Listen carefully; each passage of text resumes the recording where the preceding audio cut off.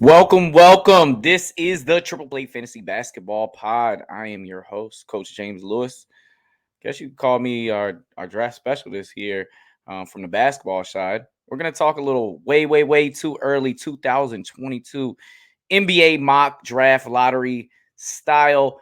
Yes, a lot of these prospects we haven't seen since high school or probably playing in the summer. You'll see a lot of Team USA theme going along here, but it's a long season and there's a lot of play before these the rankings of this pecking order kind of shapes itself out. We had BJ Boston last year was going to be supposed to be a top 5 pick, and he ended up going in the second round.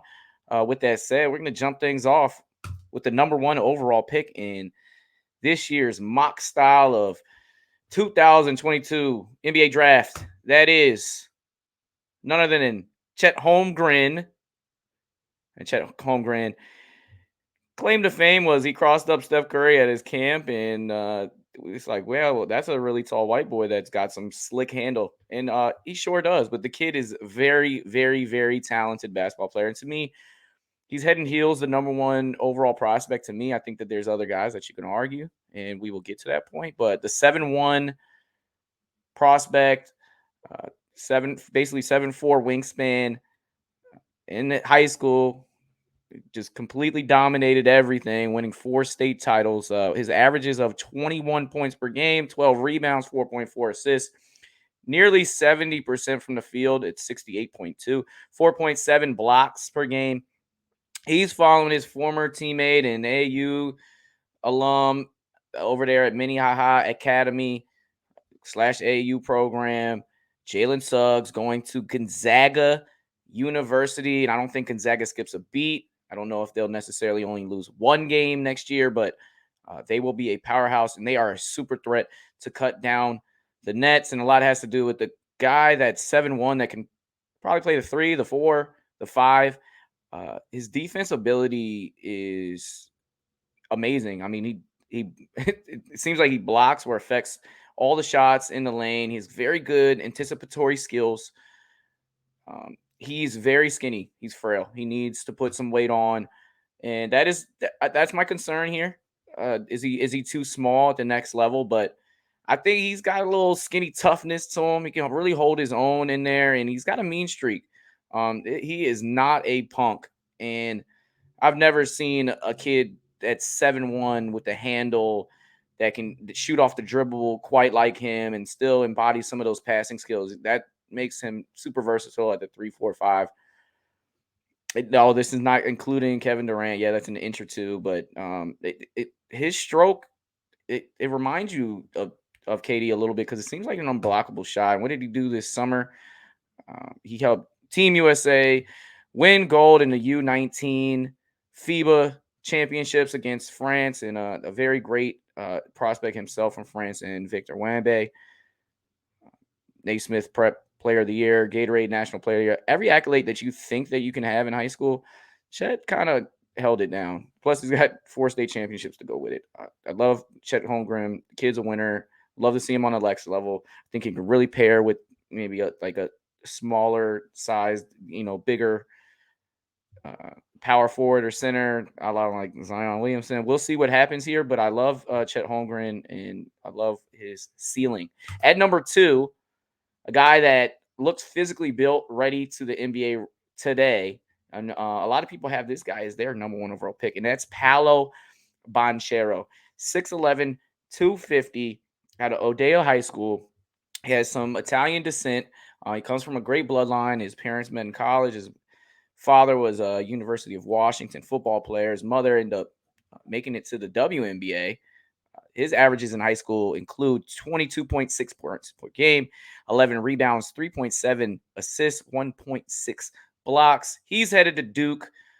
They got a powerhouse running over there. Him and another most likely probable future lottery pick in himself and AJ Griffin. We'll see how that tandem goes down in Durham. But Duke has a very great team here. Coach K's last year. Maybe they win one for the Gipper, and they are another possible team to cut down the nets. Paolo Banchero, to me, the kid can isolate off the dribble. Doesn't have the quickest first step.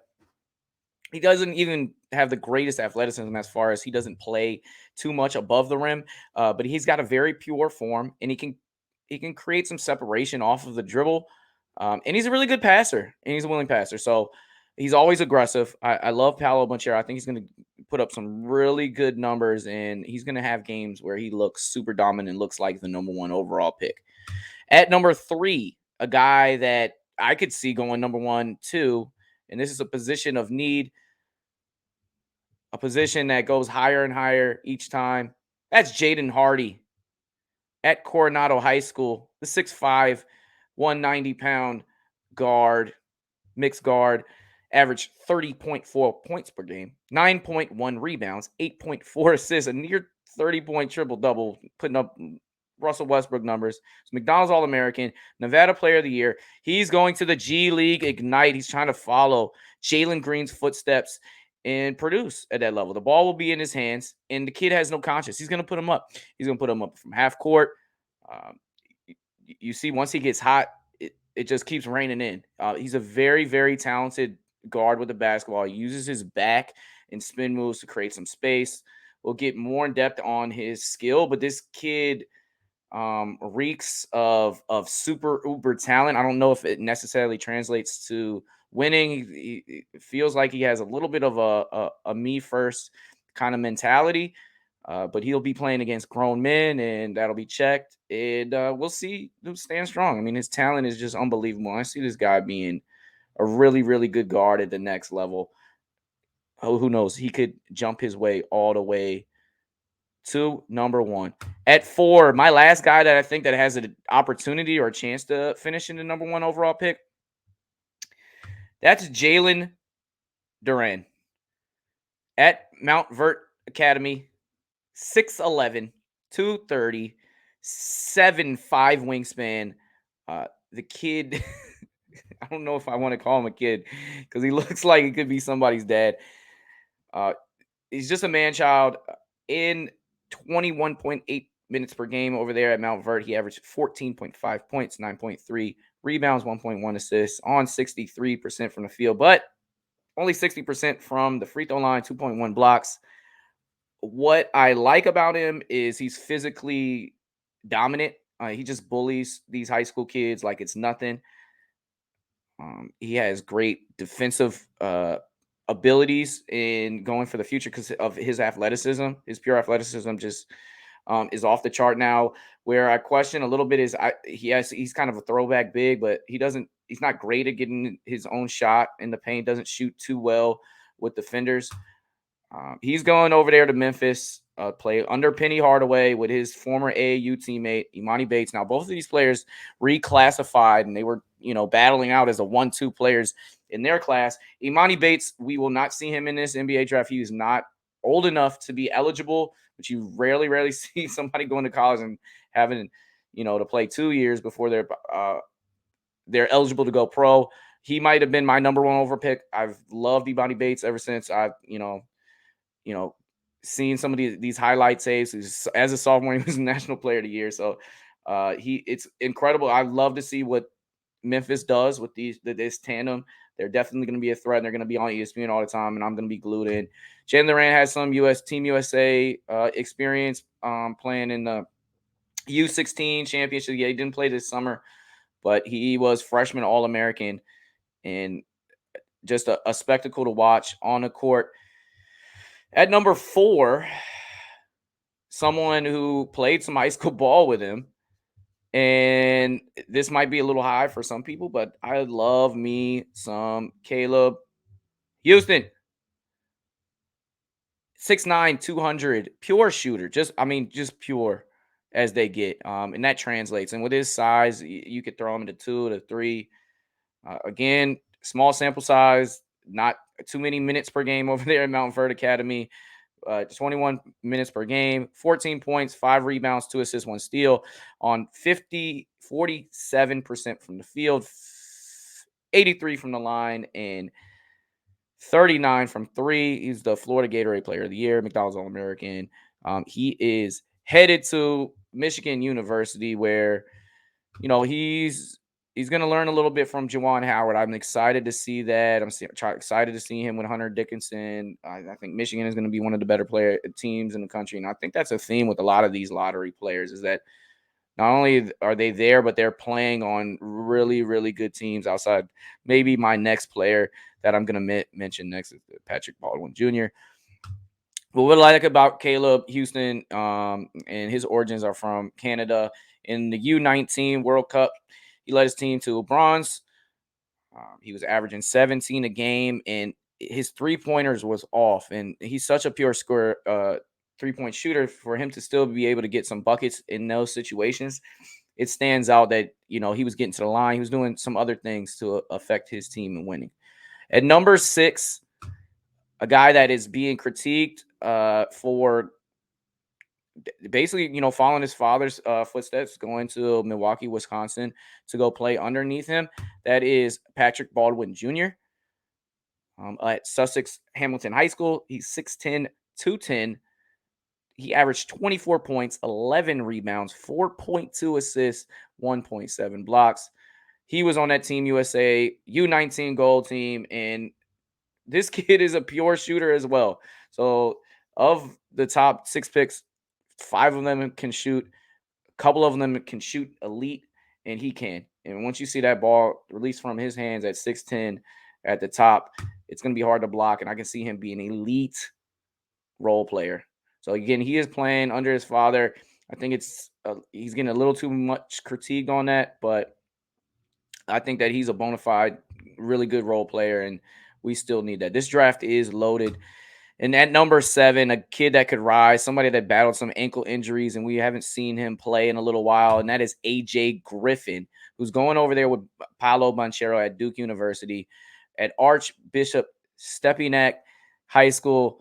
I think he's 6'7" these days with a 7-foot wingspan. He's a kid that's continuing to grow. He just posted on his IG number 21 because that's the number he's going to be wearing at Duke. Everyone's saying happy birthday. He said, no, that's my number. I'm only 18. I'm basically still a kid. His father, Adrian Griffin, played for the Mavericks for years. And so he's got that pedigree going for him. And he looks like he was created in the lab to play the game of basketball. And with that background and that knowledge, Adrian Griffin just has a very great rapport in the NBA. And I'm very excited to see what he does at Duke as well. And we've seen Duke produce some wings going into the NBA recently, all the way dating back to, Shane Battier. There's been so many wing players that have made it to the next level. Cam Reddish, you think about Brandon Ingram recently, but he's going to be placed into that mold, Justice Winslow, to now take the reins for Duke and be that starting small forward. At number 8, this is where I think it kind of caps a little bit as far as prospects that I think that are my favorites. I got another kid whose father played in the NBA, and that's Jabari Smith Jr. He's a McDonald's All-American. He's going to Auburn, who has one of the best front courts in all of America. Another team that everybody's going to be watching at Sandy Creek High School, 6'10" to 11. He averaged 23.4 points per game, 9.5 rebounds, 3.2 assists, 1.6 steals, 2.5 blocks. I mean, the kid does everything. Reminds me a little bit about Josh Smith, the way he affects things on the defensive end, and that's where he stands out. But he can get himself a bucket too. He shoots in the mid post. He shoots from 3. He will dunk on you if you give him a chance.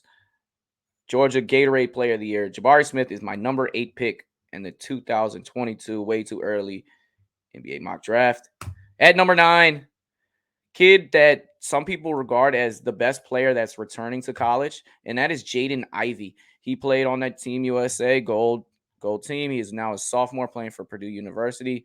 He only played 24 minutes per game. I think this year he's going to take more of an alpha step forward. He's going to be more of the focal point of the offense. But in those 24 minutes per game, he averaged 11 points, 3.3 rebounds, 2 assists, nearly a steal and a block. He could have probably been he would have been a first round pick this year. Now we're looking at he's probably going to be a lotto pick at 6'4", 200. Just a versatile defender, a streaky shooter. That's where he needs to work on the most in some of these USA games. He stepped up when his number was called, but a kid that seems infectious and seems about the right things and has tools to be a really good player on the next level. At number 10, a kid that lives, eats, sleeps basketball, is in the gym all the time, and is going to a team that just went to the Final Four. That is Peyton Watson. At 6'8", he's still getting bigger. He went to Long Beach Poly High School. As a junior, he averaged 23 points a game, 8 rebounds, and McDonald's All-American. He again played on this men's U19 gold team. I've seen him guard 4 different players in one possession as they're switching, and no offensive player could get past him. He has elite style defense. He's working out with Darren Collison in the offseason. Who knows? UCLA Bruins might have a big 3 and 3 players that may go into the first round, including Peyton Watson, who's just a freshman, might be the best of the 3, but he's just going to play his role as they have Johnny Juzang and Jamie Jaquez over there. Bruin basketball, you got to be excited about this year and hopefully the future going forward. At number 11, the PG, the lead guard. Give me some Kennedy Chandler. First team, I do everything. Look at the numbers don't totally wow you. Size don't totally wow you, but his smooth demeanor on how he plays does. 6'1", 185. 13 games at Sunrise Academy, averaged 15 points, 4 rebounds, 6.4 assists, 1.4 steals on 57% from the field, 50% from 3. The Kansas Gatorade Player of the Year is going to Tennessee. He's Tennessee Mr. Basketball. USA basketball, men's U19 gold. He was the starting point guard.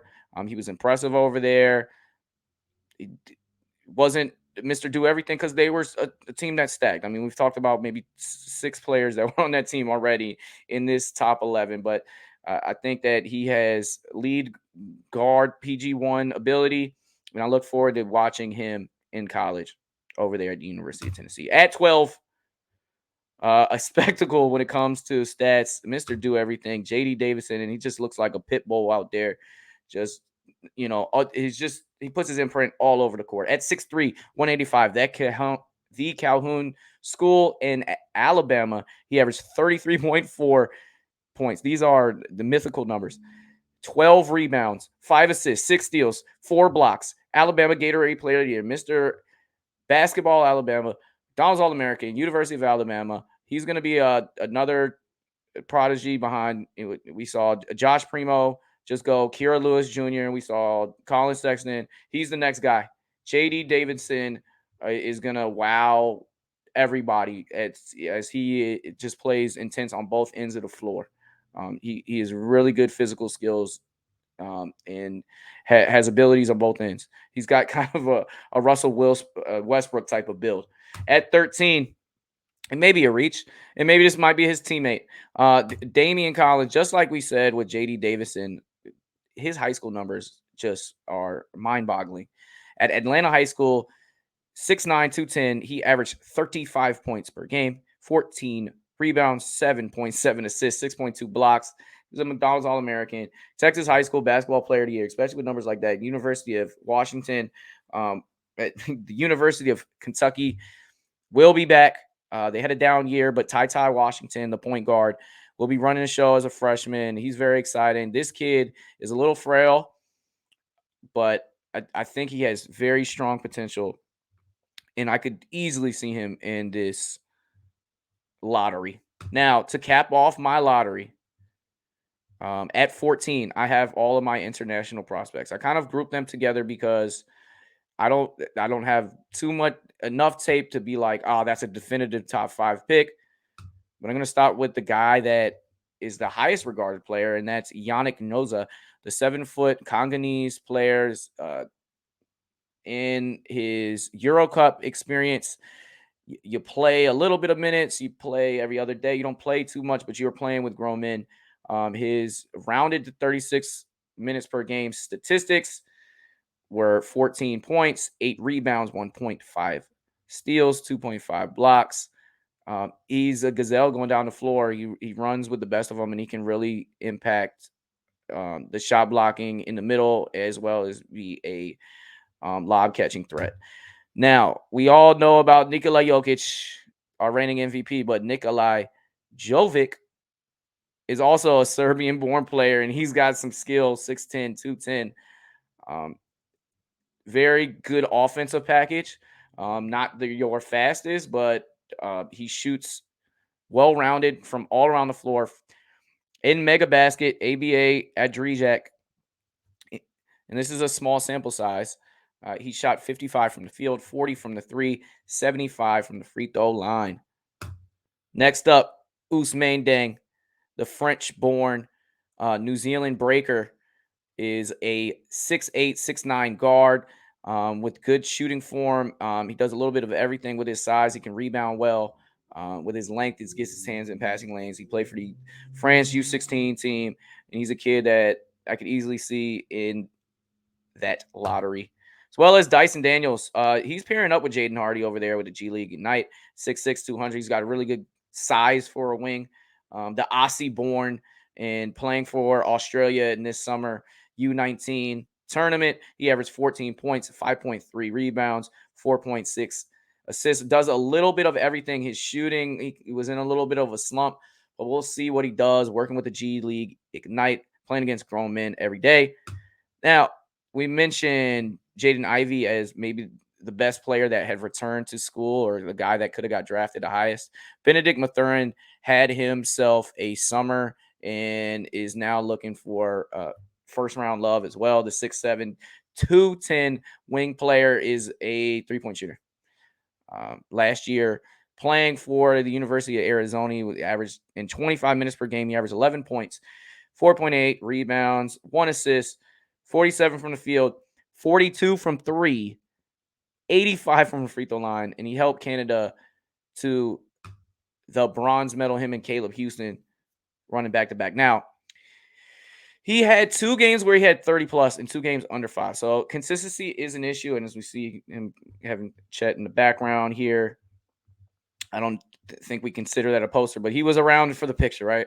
In 25 minutes per game. Here for Team Canada, he averaged 16 a game, 4 rebounds, again, 2 assists. So he does a little bit of everything, but his best attribute is shooting. Now, a kid that's been filling it up since probably he was born, and this is a Dominican Republic sensation, Jean Montero. He's going to the overtime G League Ignite team, overtime elite in the G League to battle against Ignite. So last year was kind of just Ignite, but they're kind of, I guess, a rival team now. And at 6'2", 172, Gran Canaria, he averaged 13 points, 4.5 rebounds, 3.5 assists. This is playing against grown men. He won the Valencia tournament MVP. He has a game where he dropped 40 in the first half. Kid just fills it up, and he is my last international prospect that I could see in our lottery. So that's all I have for you. Now, again, this is 1.0. This is way too early.